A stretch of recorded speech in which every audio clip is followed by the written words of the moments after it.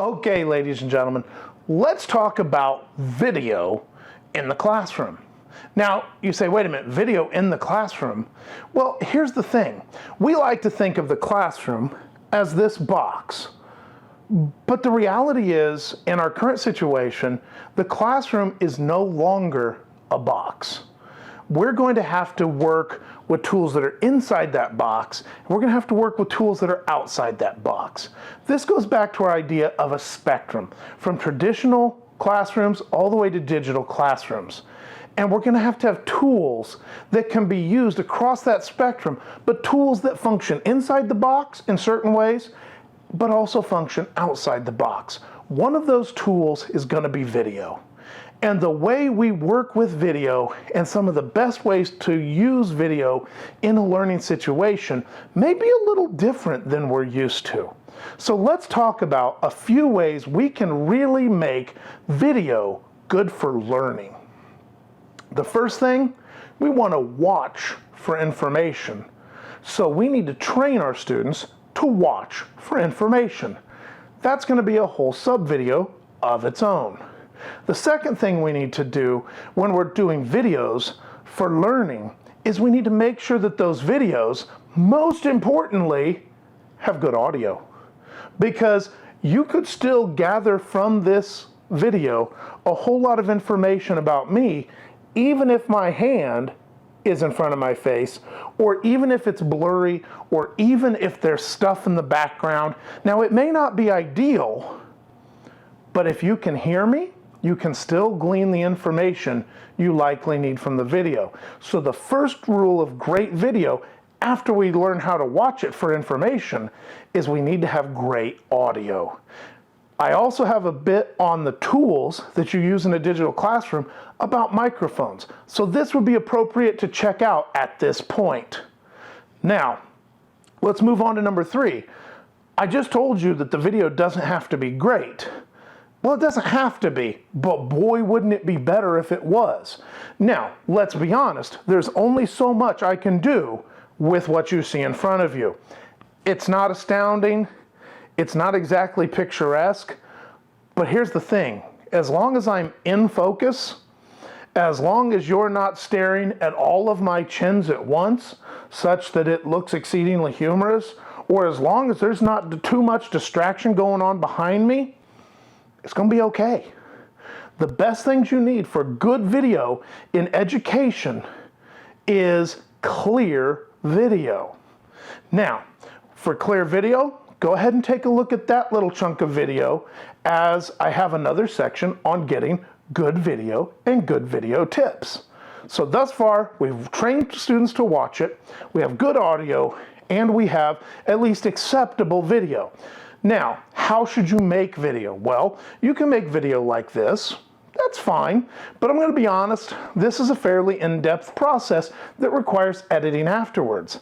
Easiest way you can make video is right here. Set it up on the counter, press record, and now you have video. So you can make video right from your cell phone that's going to be good enough in most cases for your class. That's a great way to make video because you already paid a lot of money for the camera that's in here. So you can make video that way. You can use a webcam. It may be built into your Chromebook or laptop, or it may be an extra one.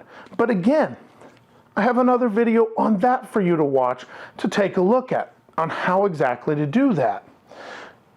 The best thing I can tell you is that regardless of how you choose to make your video, do not make it in portrait mode, make it in landscape.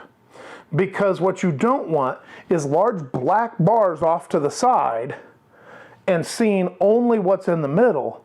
You want to be able to see widely across because that fits most formats of monitors, TVs, and phones. So we have good video, good audio, and we have trained students on how to watch. So let's go to number 4.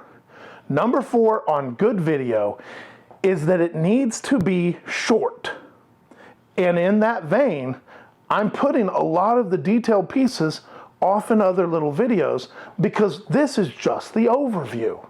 So make sure that you're going and looking at those other videos. I'm chunking down whatever my topics are into bite-sized pieces so that you can see the whole scope of the introduction, but then you can go find specific pieces of information other places. So the chunking that you would do in your classroom or in classroom planning is the same type of chunking that you're going to do in video, except even more brutally, because videos can't be very long or people won't watch them. So keep those videos short, and we'll talk about particular lengths of videos in that video itself.